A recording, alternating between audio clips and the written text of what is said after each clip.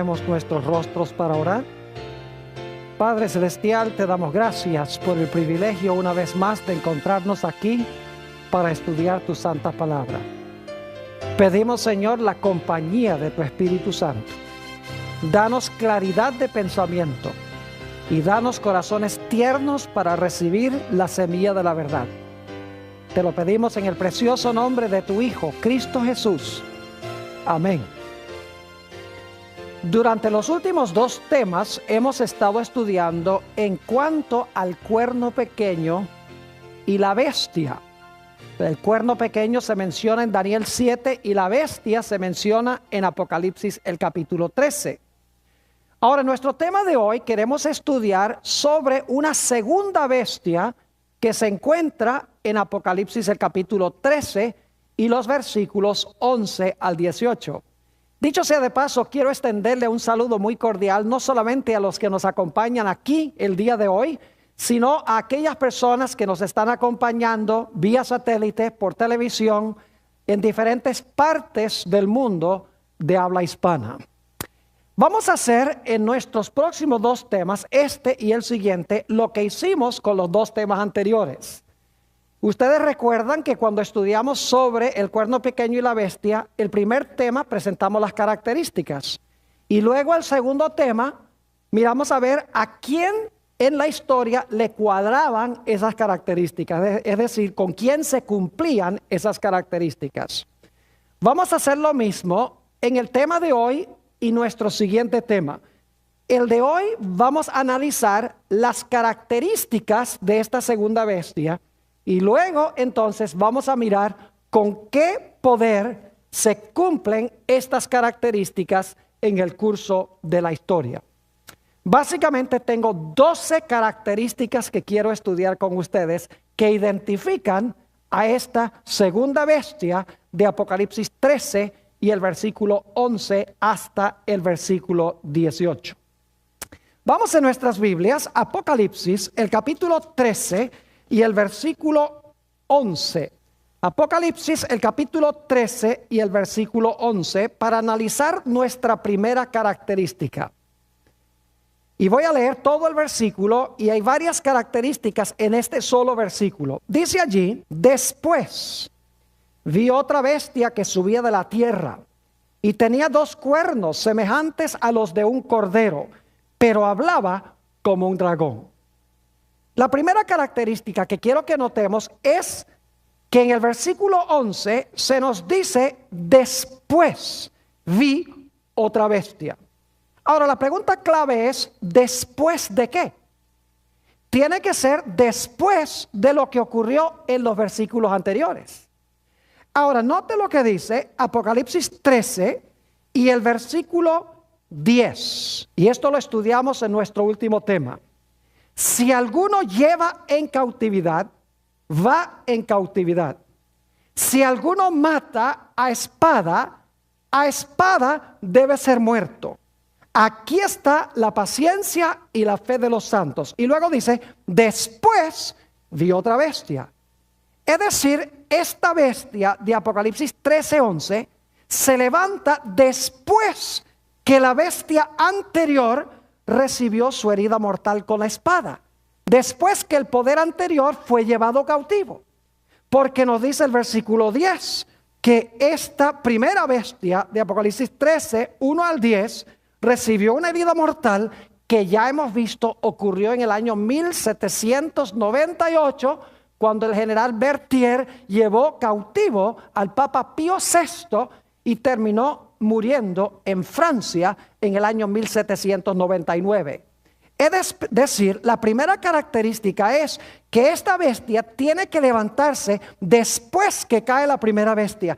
Tiene que levantarse después del año 1798. Porque en 1798 cayó la primera bestia. Ahora, la segunda característica de esta bestia nos dice allí en Apocalipsis 13:11 que después se levantó otra bestia. Ahora, hemos estudiado anteriormente qué representa una bestia en las profecías. Por ejemplo, en Daniel 7 y el versículo 17, hablando de las 4 bestias de Daniel 7, el león, el oso, el leopardo y el dragón, dice, estas 4 bestias, 4 reyes o reinos son. Es decir, bestias representan reinos o representan naciones, lo cual significa que si en Apocalipsis 13:11 se menciona una bestia, esa bestia debe representar una ¿qué? Debe representar una nación o debe representar un imperio o un reino. Es decir, debemos buscar un reino o debemos buscar una nación que se levanta después que cae la primera bestia en 1798, porque dice, después vi otra bestia. Es decir, la bestia, esta se levanta después que cae la primera bestia. Ahora, notemos nuestra tercera característica. La encontramos en Apocalipsis 12 y los versículos 14 al 17. Apocalipsis, el capítulo 12 y los versículos 14 al 17. Y quiero que noten que hay una secuencia aquí. Hay una secuencia en 3 etapas que quiero que quede bien claro. Apocalipsis 12 y el versículo 14 dice, y se le dieron a la mujer 2 alas de grande águila para que volase de delante de la serpiente al desierto, a su lugar, donde es sustentada por un tiempo y tiempos y la mitad de un tiempo. Primer punto que quiero que noten es que la mujer o la iglesia iba a ser perseguida tiempos, la mitad de un tiempo. Ya hemos visto eso, que son 1260 años, que terminan ¿cuándo? 1798. Pero ahora noten el versículo 15. Y la serpiente arrojó de su boca tras la mujer agua como un río, para que fuese arrastrada por el río. El río representa muchedumbres, naciones y lenguas. Pero ahora viene un poder al rescate. Noten, dice el versículo 16, pero la tierra que ayudó a la mujer, pues la tierra abrió su boca y tragó el río que el dragón había echado de su boca. Es decir, la tierra ayuda a coartar o a parar la persecución. Porque dice que la tierra ayuda a la mujer que está siendo perseguida durante los 1260 años. Y dice que la tierra ayuda tragándose las aguas que el dragón echó de su boca para tratar de matar a la mujer. Es decir, tenemos 1260 años seguido por la tierra ayudando a la mujer. Pero hay una tercera etapa en Apocalipsis 12. Noten el versículo 17. Dice entonces, es decir, después que la tierra ayuda a la mujer, dice entonces el dragón se llenó de ira contra la mujer y se fue a hacer guerra contra el resto de la descendencia de ella, los que guardan los mandamientos de Dios y tienen el testimonio de Jesucristo. 3 etapas. 1, dice que el dragón persigue a la mujer por 1260 años.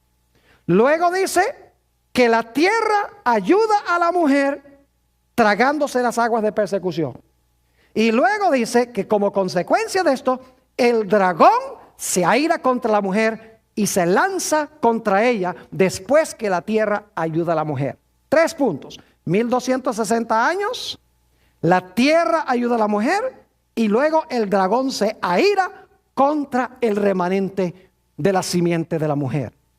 Ahora, en Apocalipsis 13 tenemos la misma secuencia. Noten Apocalipsis 13 y el versículo 7. Apocalipsis 13 y el versículo 7 dice, se le permitió hacer guerra contra los santos y vencerlos. También se le dio autoridad sobre toda tribu, pueblo, lengua y nación. ¿Y por cuánto tiempo es que esta bestia domina? Noten el versículo 5. También se le dio boca que hablaba grandes cosas y blasfemias. Y se le dio autoridad para actuar ¿cuánto tiempo? 42 meses.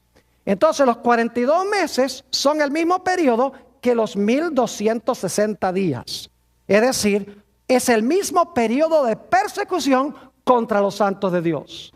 Pero ahora noten el capítulo 13 y el versículo 11. Dice, después vi otra bestia que subía ¿de dónde? De la tierra. Y dice que esta bestia tenía dos cuernos, ¿como de qué? Como de cordero. El cordero, vamos a encontrar, representa a Jesús.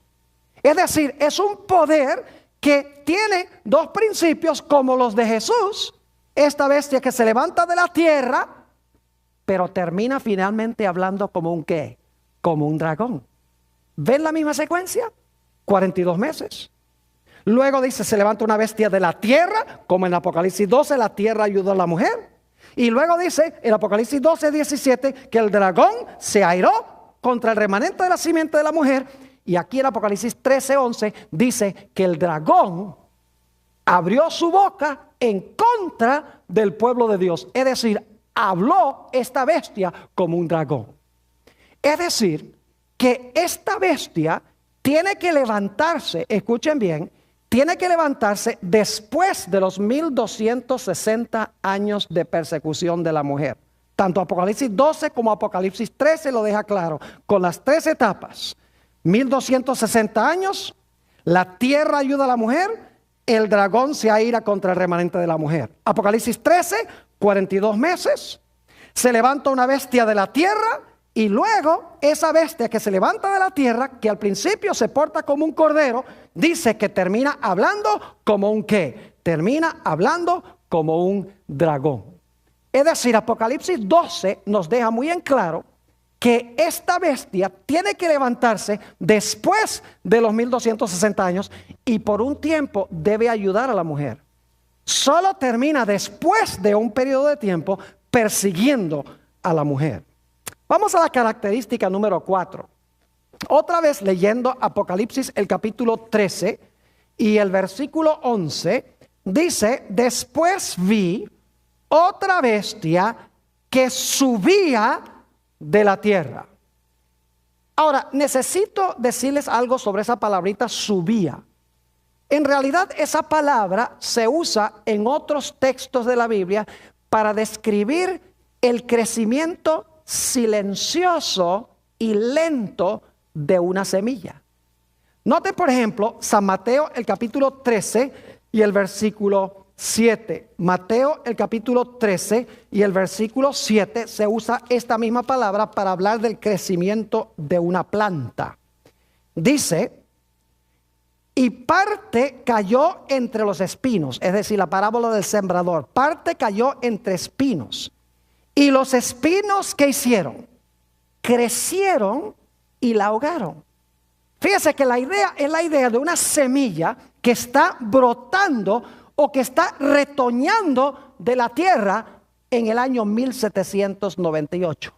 Es decir, en esa fecha, este poder estaba recién brotando de la tierra, estaba recién subiendo de la tierra. No había alcanzado todavía el apogeo de su poder.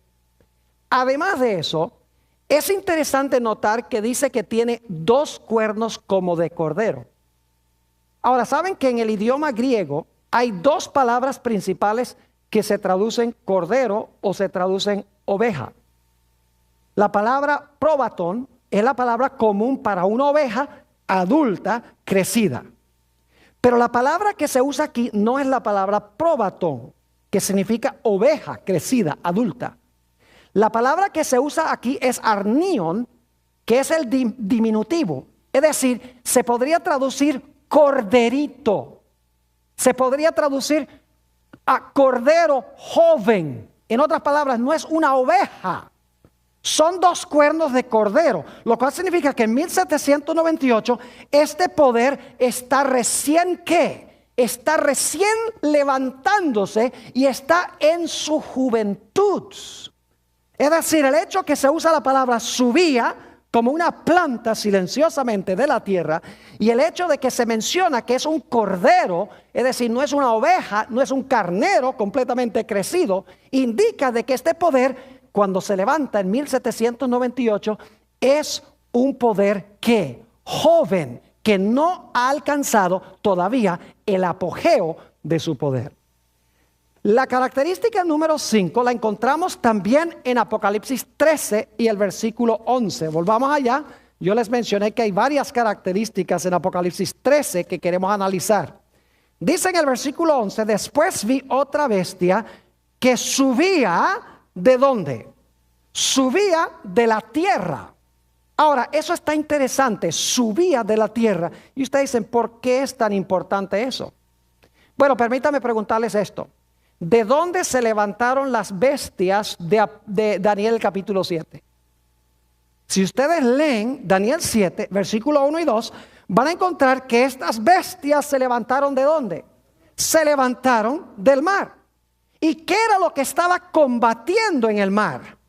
Dice en Daniel 7, 1 y 2, que los vientos se combatían en el gran mar. Es decir, que estas naciones de Daniel 7 se levantaron en medio de guerras entre naciones. Porque las aguas representan multitudes, naciones, lenguas y pueblos. Los vientos representan guerras. Es decir, las 4 bestias de Daniel 7 se levantan en medio de guerras y de batallas. Ahora es interesante notar que esta bestia de Apocalipsis, el capítulo 13, no se levanta del mar, se levanta de la tierra. No hay vientos. Obviamente no necesita conquistar a ninguna de las otras naciones. No pelea con las otras naciones. Ustedes saben que el oso peleó con el león y le quitó el poder. El leopardo peleó con el oso y le quitó el poder. El dragón peleó contra el leopardo y le quitó el poder. Pero aquí no dice nada de que esta bestia haya tenido que pelear contra un poder anterior para ascender al trono. Se levanta de la tierra, no se levanta del mar, a donde hay el combate de los vientos. Dicho sea de paso, en la profecía las aguas representan muchedumbres, naciones, lenguas y pueblos, según Apocalipsis 17 y el versículo 15. Lo cual significa que si esta bestia se levanta de la tierra, tiene que ser un lugar donde no hay muchos ¿qué? Donde no hay en ese tiempo muchos habitantes, porque no hay aguas.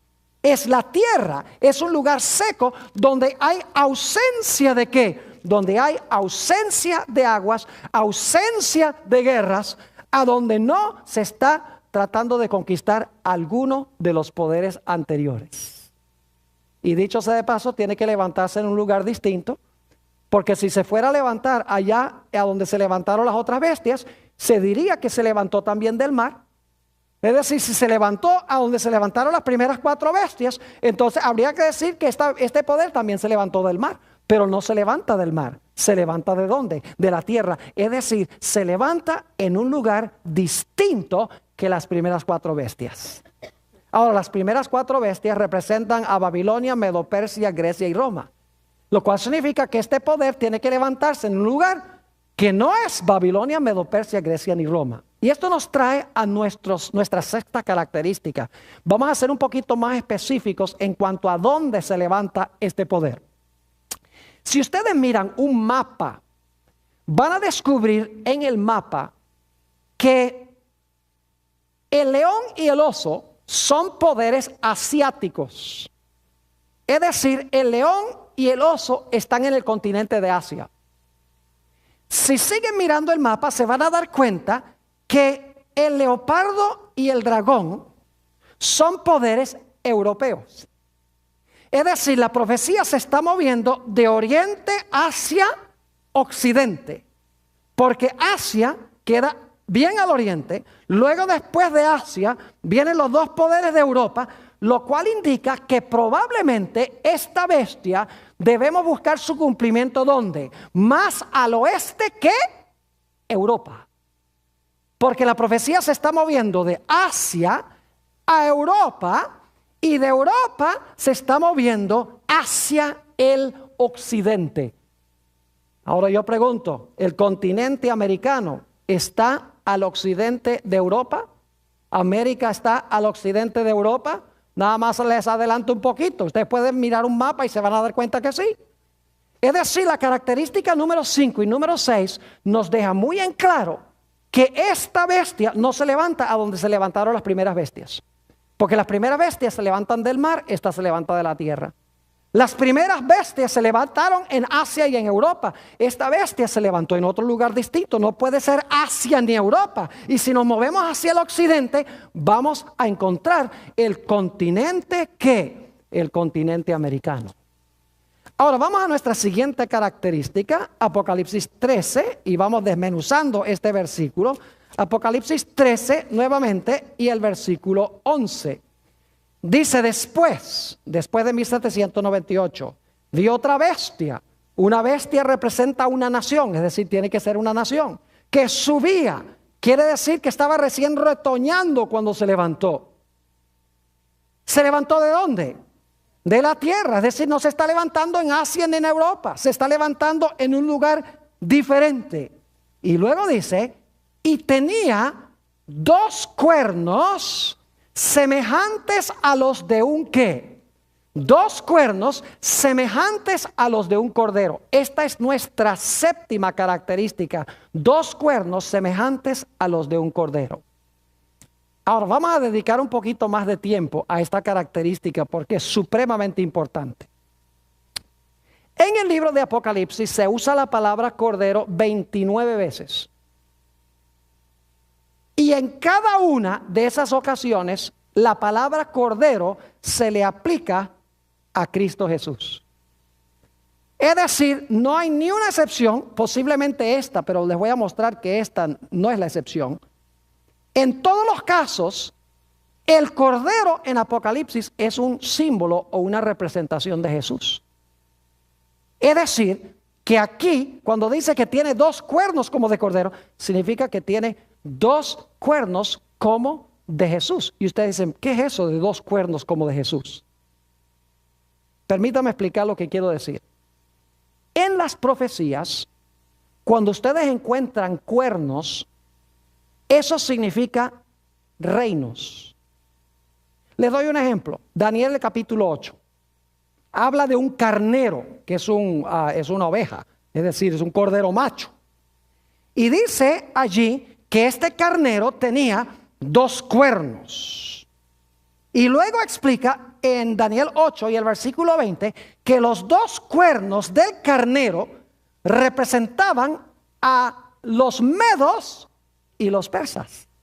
Es decir, que los 2 cuernos representaban 2 reinos divididos, pero unidos en una sola bestia. 2 reinos distintos, pero unidos en la misma bestia. Es decir, en las profecías, cuernos significan reinos. Y ustedes dicen, pero Pastor Bor, ¿cómo es que esta bestia tiene 2 cuernos como de cordero? ¿En qué sentido quiere decir esto que este poder se compone de 2 reinos? Ahora, escuchen bien. Se nos dice aquí que los cuernos eran como de cordero. ¿Y el cordero representa a quién? Representa al Señor Jesús. Y entonces tenemos que hacer la pregunta, ¿qué 2 reinos reconoció Jesús? ¿Es una pregunta válida? ¿Cuáles 2 reinos reconoció Jesús? Sí, porque los cuernos representan ¿qué?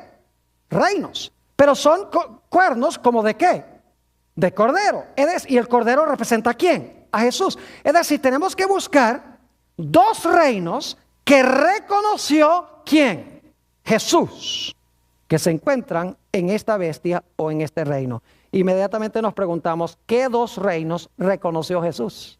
Y fíjense que los 2 cuernos están separados. Están en una sola bestia, pero están separados en la cabeza. Son 2 cuernos independientes uno del otro. Noten lo que dice Mateo, el capítulo 22. San Mateo 22 y el versículo 21. San Mateo, el capítulo 22 y el versículo 21. Quiero que noten los 2 reinos que reconoció Jesús. Y vamos a empezar leyendo en el versículo, para el contexto, en el versículo 17. Vienen unos a Jesús y le muestran una moneda. Le dicen, ¿debemos pagarle tributo a César, sí o no? Dice en el versículo 17, dinos pues, ¿qué te parece? ¿Es lícito dar tributo a César o no? César era el poder civil, ¿verdad que sí? Pero Jesús, conociendo la malicia de ellos, les dijo, ¿por qué me tentáis, hipócritas? Mostradme la moneda del tributo. Y ellos le presentaron un denario. Entonces les dijo, ¿de quién es esta imagen y la inscripción? Es decir, ¿de quién es esta cara y la inscripción que está encima de la cara. Le dijeron de César. Y les dijo, dad pues a César lo que es de César y a Dios lo que es de ¿qué? Lo que es de Dios. ¿Qué dos reinos reconoció Jesús? Jesús reconoció en primer lugar el reino civil representado por César, y por el otro lado reconoció que Dios también tiene un ¿qué? Tiene un reino. Pero los dos reinos deben estar ¿qué? Separados uno del otro. Dicho sea de paso, en San Juan 18 y el versículo 36, el Señor Jesucristo dijo esto: mi reino no es de ¿qué?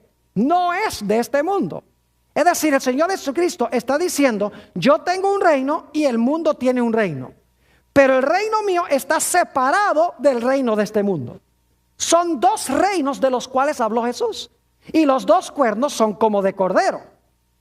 Es decir, el cordero representa a Jesús, los cuernos representan reinos. Y Jesús reconoció estos dos reinos. Es decir, que esta bestia tiene que reconocer de que hay ¿cuántos reinos? Dos reinos. Uno que le pertenece a Dios y uno que le pertenece al poder civil. Y que estos dos reinos deben ir ¿qué? Deben ir separados el uno del otro, aunque existen estos dos principios en la misma nación. Dicho sea de paso, hay otros textos interesantes. Por ejemplo, en San Lucas 9:54 se nos dice que había unas ciudades que no querían reconocer al Señor Jesús. Y el apóstol San Pedro le dijo a Jesús, ¿tú no crees que sería bueno que llamemos fuego del cielo para quemar todas esas ciudades que no te aceptan? Y Jesús le dijo, ustedes no saben de qué espíritu son. Mi reino no funciona así. Yo vine a salvar, no vine a destruir. Es decir, Jesús reconoció que había dos reinos. Al final del ministerio de Jesús, en el huerto del Getsemaní, encontramos que San Pedro saca la espada y le corta la cabeza al siervo del sumo sacerdote, porque quiere defender la causa de Jesús. Y Jesús le dice a Pedro, guarda esa espada. Mi reino no funciona así. Si yo quisiera tomar el reino de este mundo, yo podría llamar un montón de ángeles y los ángeles vendrían a pelear. Y además de eso, yo los mandaría a pelear también. Pero dice, no, esa no es la forma como funciona mi reino. No es con la espada, es con la espada del Espíritu, que es la palabra de Dios. Es decir, Jesús reconoció la existencia de dos reinos separados uno del otro en esta nación representada por esta bestia que tiene dos cuernos como los de un cordero. Pero ustedes notan que nos dice que esta bestia que tiene dos cuernos como de cordero, es decir, la idea de dos reinos, y como el cordero representa a Jesús, dos reinos que reconoció Jesús, dice que va a terminar hablando como un ¿qué? Como un dragón. Qué comportamiento tan extraño, ¿verdad que sí?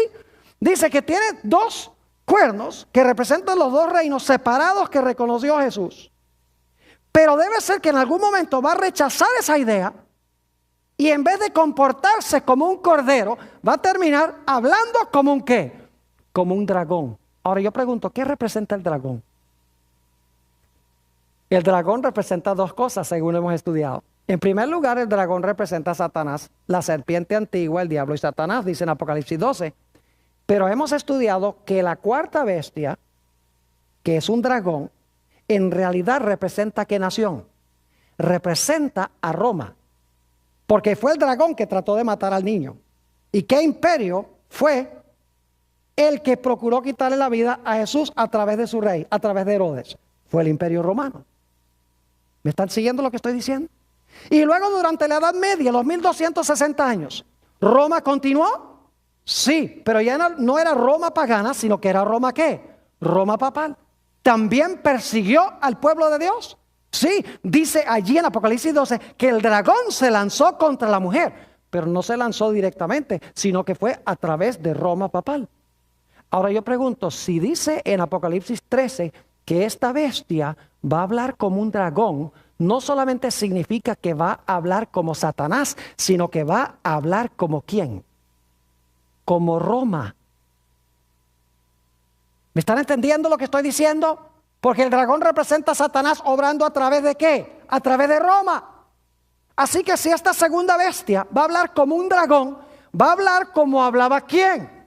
Como hablaba Roma. ¿Cuál Roma? La Roma papal, vamos a ver. Característica número 8. Apocalipsis 13 y el versículo 3. Si quieren ir allí conmigo, Apocalipsis el capítulo 13 y el versículo 3 nos explica que este poder iba a ser un poder global, un poder de alcance y poderío mundial. Dice en Apocalipsis 13 y el versículo 3, hablando de la primera bestia, y vi una de sus cabezas como herida de muerte, pero su herida mortal fue sanada y se maravilló, ¿qué cosa? Toda la tierra en pos de la bestia. Y vamos a encontrar que esta segunda bestia le ayuda a la primera bestia a recuperar su poder.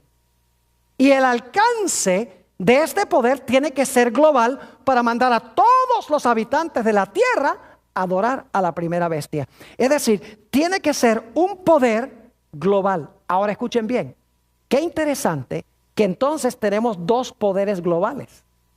Tenemos un poder global que gobernó 1260 años, recibió una herida mortal. Luego tenemos otra nación que se levanta cuando cayó la primera bestia y luego esa nación se convierte también en un poder global para ayudarle al primer poder a recuperar su trono y su autoridad.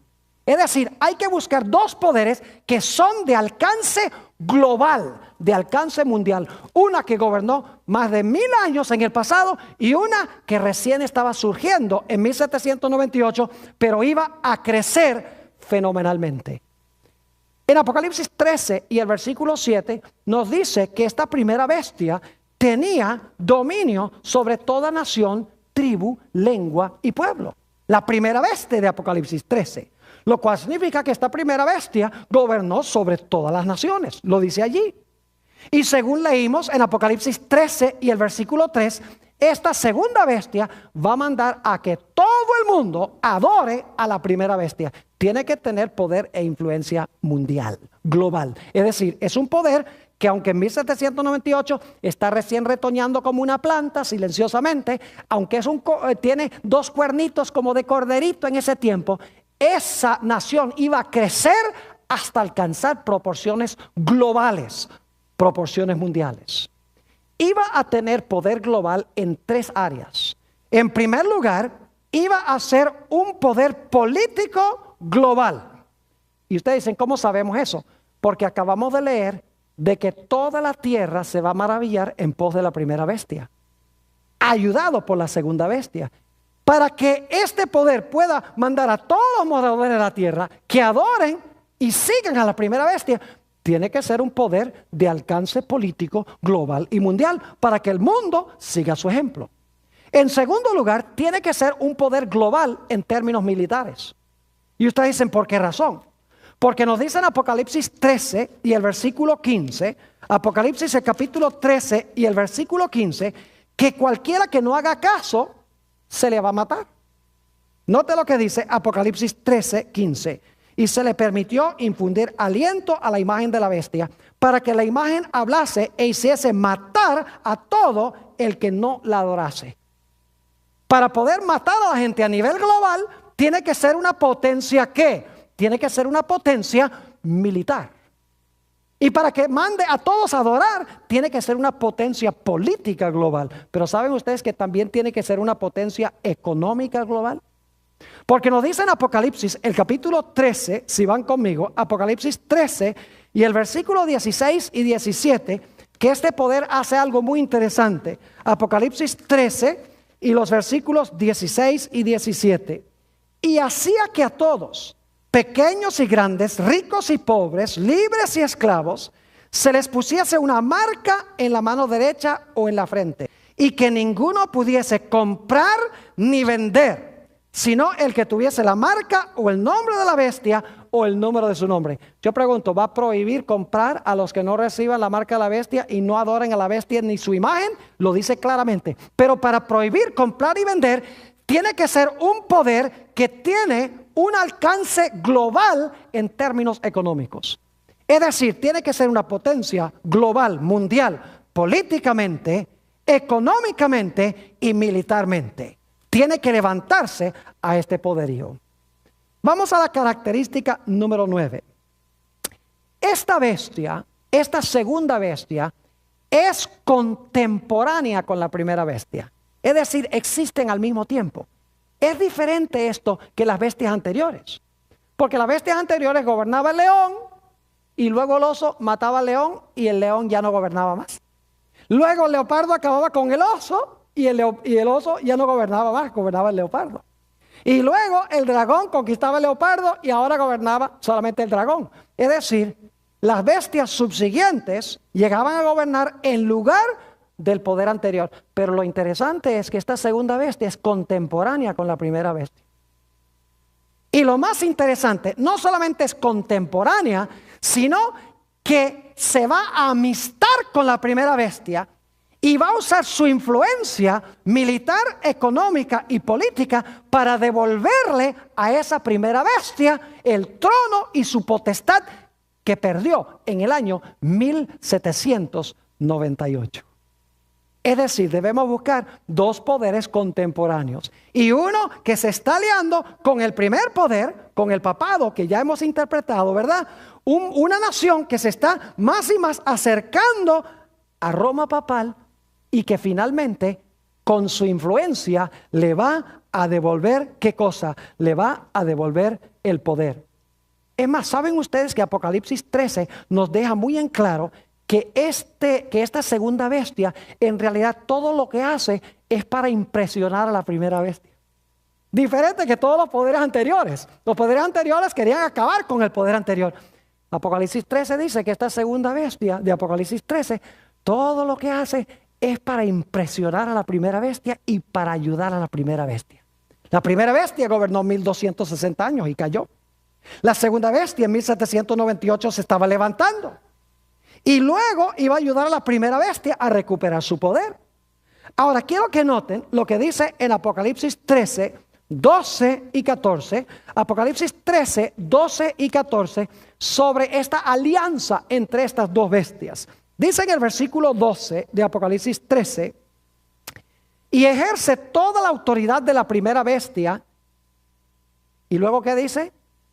En presencia de ella. Y hace que la tierra y los moradores de ella adoren a la primera bestia cuya herida mortal fue sanada. Fíjese que lo que hace, lo hace en presencia de ¿quién? En presencia de la primera bestia. Noten también lo que dice el versículo 14. Dice, y engaña a los moradores de la tierra con las señales que le ha sido permitido hacer. Nuevamente dice que en presencia de la bestia. Ahora, ¿saben? Una mejor traducción de esa expresión en presencia de la bestia sería a favor de la bestia. La nueva versión internacional, que es la más popular hoy en día en inglés por lo menos, y también existe en español, dice que la segunda bestia hace todo a favor de la primera bestia. Es decir, debemos buscar dos poderes, uno que gobernó 1000 años en el pasado, uno que se levantó en 1798, que ahora alcanzó proporciones globales, poderes que se van a aliar.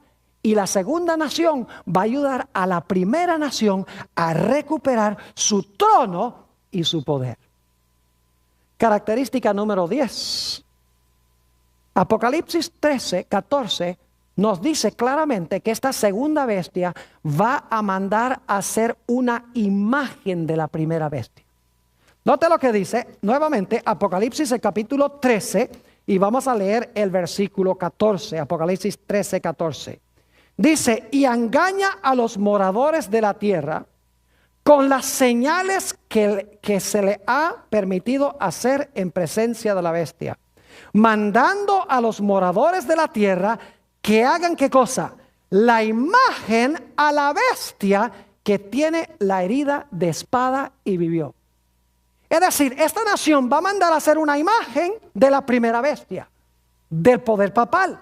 La bestia que se menciona en Apocalipsis 13 y el versículo 1 al 10. Ahora yo quiero preguntarles, ¿qué es una imagen? Una imagen es un reflejo. Una imagen es una copia. ¿No es así? Entonces esta segunda nación, en algún sentido, va a mandar a hacer una copia ¿de qué? De la primera bestia. Así que si sabemos cómo se comportó la primera bestia, vamos a saber cómo se va a comportar la segunda bestia. Porque la segunda bestia va a ser una imagen de la primera bestia. Ahora la pregunta clave es, ¿qué fue lo que caracterizó a la primera bestia? Para que podamos saber entonces cómo se va a hacer una imagen o un reflejo de esa bestia. Bueno, hemos estudiado esto. La primera bestia unió la iglesia con el Estado, ¿sí o no? ¿Mezcló los dos poderes? Y claro que sí. Yo pregunto entonces, ¿esta segunda bestia será que los dos cuernos, en vez de tenerlos separados, los va a entremezclar y va a hablar como un dragón? No cabe duda alguna. Yo pregunto, ¿la primera bestia procuró cambiar los tiempos de Dios, el calendario profético de Dios, el orden de los eventos, cómo se iban a cumplir en la historia? Claro que sí. Es un poder que dijo, no, todo eso se cumplió ahí atrás. O no, todo eso se va a cumplir ¿cuándo? Todo eso se va a cumplir en el futuro. Es decir, cambió el calendario profético de Dios. Yo pregunto entonces, ¿será que esta segunda bestia, cuando haga una imagen de la primera bestia, también va a enseñar un falso panorama profético? Claro que sí. La primera bestia pensó que podía cambiar ¿qué cosa? La ley de Dios. Específicamente, ¿cuál mandamiento? El mandamiento del sábado, como hemos estudiado. Yo pregunto entonces, esta segunda bestia, como hace una imagen de la primera bestia, ¿será que también va a enseñar a todos de que deben guardar el día que estableció la primera bestia? Claro que sí. Yo pregunto, ¿la primera bestia fue una bestia perseguidora contra el pueblo de Dios? ¿Cómo no? Yo pregunto, esta segunda bestia, si hace una imagen de la primera bestia, ¿va a ser un poder perseguidor contra el pueblo de Dios? ¿Sí o no? Claro que sí. Es decir, debemos buscar un poder que se va a comportar como la primera bestia. Va a ser una imagen de la primera bestia en términos de que va a unir la iglesia con el Estado, en términos de que va a procurar presentar un falso panorama profético, en términos de que va a pensar cambiar el día de reposo de Dios y en cuarto lugar, que va a usar el poder del Estado para perseguir al pueblo de Dios, porque va a ser una imagen de la primera bestia. Y una imagen es una ¿qué? Una imagen es una copia o es una representación del primer poder. Vamos a la característica número 11. Característica número 11. Apocalipsis 13 y el versículo 16 y 17. Apocalipsis 13 y los versículos 16 y 17. Dice, y hacía que a todos, pequeños y grandes, ricos y pobres, libres y esclavos, se les pusiese, ahora escuchen bien, una marca en la mano derecha o en la frente. Y que ninguno pudiese comprar ni vender, sino el que tuviese la marca o el nombre de la bestia o el número de su nombre. Es decir, este poder o esta nación iba a mandar a todos a recibir la marca de ¿quién? La marca de la bestia. Ahora, no hemos estudiado específicamente la marca de la bestia todavía. Eso lo vamos a estudiar en uno de nuestros temas futuros. Pero sí nos hemos dado cuenta en los dos temas anteriores que estudiamos de que la Iglesia Católica profesa que su señal de autoridad, su marca de autoridad es que ha podido, según ellos, cambiar el día de reposo del sábado ¿al qué? Al domingo. Esto lo vamos a estudiar más adelante, cómo esta nación en realidad se va a unir con esa primera bestia y va a implementar la marca de autoridad de la primera bestia. Ahora, no vamos a decir más sobre la característica 11 por ahora, porque lo vamos a estudiar un poco más adelante. Nuestra última característica, y luego las voy a repasar todas, porque probablemente ya perdieron el conteo, pero la característica número 12 la encontramos en Apocalipsis 16 y el versículo 13. Apocalipsis, el capítulo 16 y el versículo 13. A esta segunda bestia se le da un nombre muy interesante. Fíjense que en Apocalipsis 12 y 13 tenemos en realidad tres bestias. Tenemos en Apocalipsis 12 el dragón. Apocalipsis 13, 1 al 10, la bestia. Y Apocalipsis 13, 11 al 18, la segunda bestia que se levanta de la tierra. Dragón, bestia y la segunda bestia. Ahora, noten los nombres que se le dan a estos poderes en Apocalipsis 16 y el versículo 13. Y vi salir de la boca del dragón. Ese es Apocalipsis 12. Y de la boca de la bestia. Apocalipsis 13, 1 al 10. ¿Y de la boca de quién? Oh, ¿cómo se le llama a la segunda bestia? Oh, se le llama falso profeta.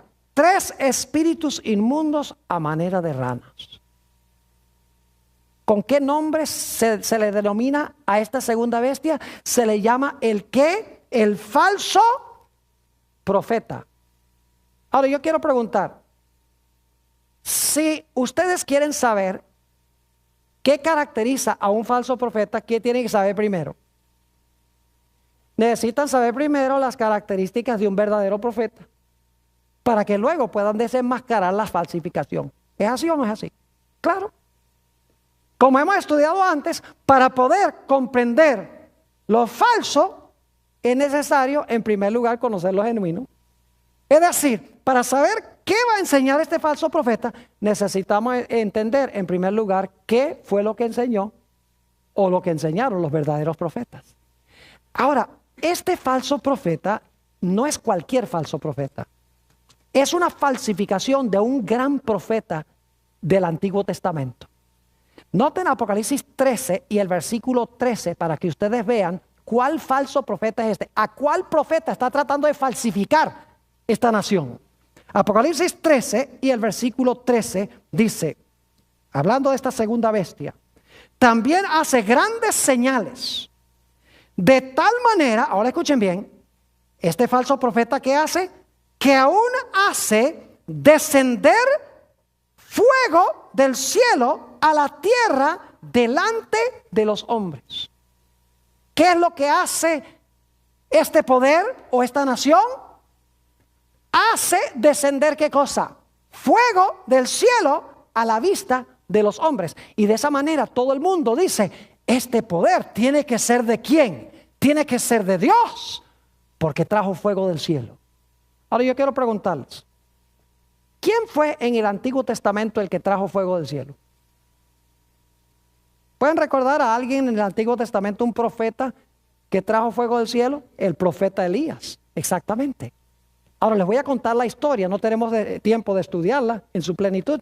Si quieren estudiar toda la historia, está en Primera de Reyes, el capítulo 17 y el capítulo 18. Pero lo interesante, se nos dice allí que hay una batalla sobre la adoración. Los falsos profetas de Baal son adoradores del dios Sol. Y ellos están quebrantando los mandamientos de Dios. Por el otro lado tenemos al profeta Elías.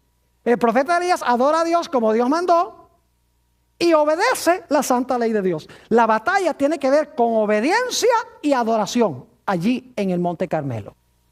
Lo interesante es que ustedes pueden leer ahí que Elías ofreció el sacrificio sobre el altar. En realidad sacrificó varias víctimas. Esos sacrificios representaban el sacrificio ¿de quién? De Jesús.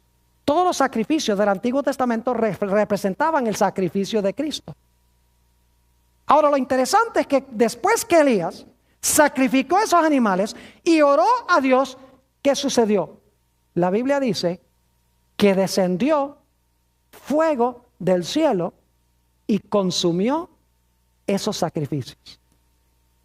Es decir, viene el sacrificio y luego Dios llueve fuego del cielo para demostrar que Él acepta esos sacrificios que hizo Elías.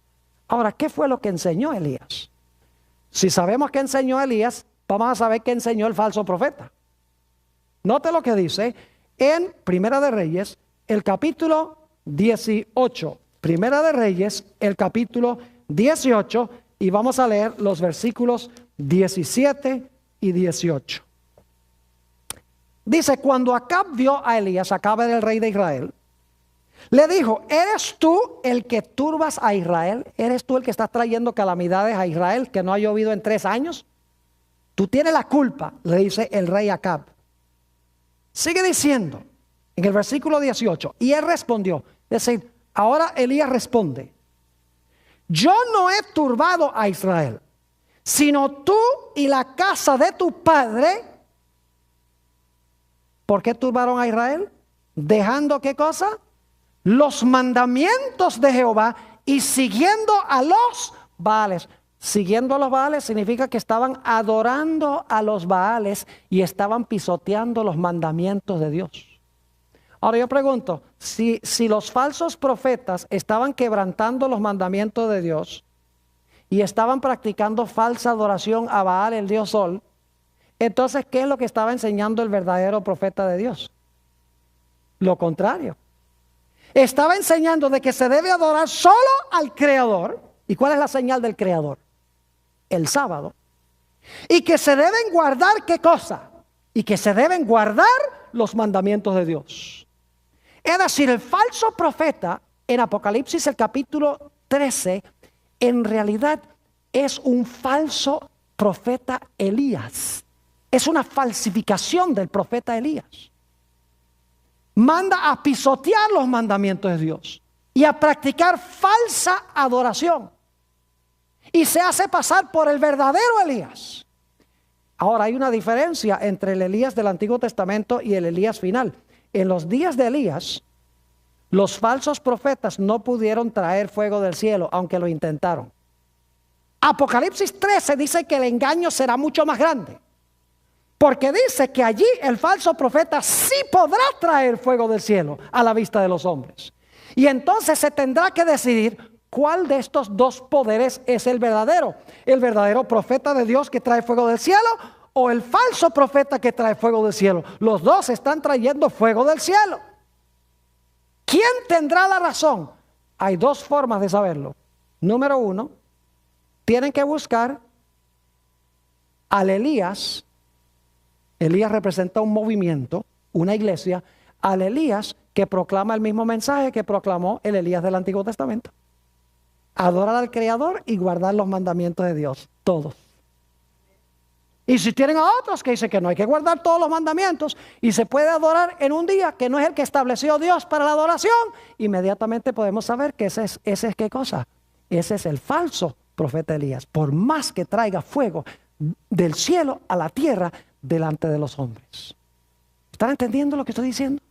Ahora, antes de terminar, necesito compartir otra cosa muy interesante con ustedes. El Señor Jesucristo nos dice en los evangelios, murió en la cruz del Calvario. Eso fue representado por los sacrificios que hizo Elías. Ahora, cuando el Señor Jesucristo murió, resucitó, ascendió al cielo, ¿qué señal dio Dios de que Él había aceptado el sacrificio de Jesús? ¿Qué señal le dio en la tierra a sus seguidores de que Él había aceptado el sacrificio de Jesús? Dice la Biblia que en el día del Pentecostés descendió sobre la iglesia, ¿qué cosa? El Espíritu Santo.